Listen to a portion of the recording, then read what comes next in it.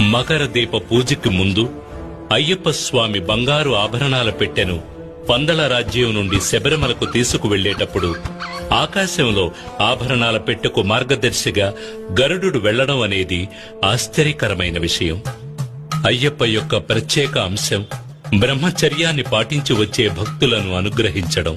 అందుచేత 10 సంవత్సరాలు దాటిన ఆడపిల్లలు, 50 సంవత్సరాలలోపు మహిళలు అయ్యప్ప దర్శనం కోసం శబరిమలకు వెళ్లకూడదు.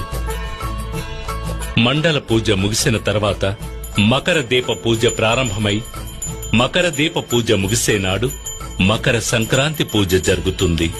ఆ సమయంలో తనని దర్శించుకోవడానికి వచ్చే భక్తులకు ఆకాశంలో ఉత్తర నక్షత్రముగా స్వామి అయ్యప్ప కనిపిస్తాడు. భక్తులు శబరిమలపై ప్రసాదంగా అమ్మబడే అరవణ పాయసం, అప్పాలు, నెయ్యి మొదలైనవి తీసుకుని తిరిగి పంపానదిని చేరుకుని తర్వాత తమ ఇళ్లకు వెళ్లిపోతారు. తమ ఇంటిలో తాము తీసుకువచ్చిన పూజా సామగ్రిని పూజగదిలో పెట్టి అయ్యప్పని మనసారా ప్రార్థించి గురుస్వామి సహాయంతో మాలను తీసివేసి దీక్షను ముగిస్తారు. స్వామియే శరణమయ్యప్ప.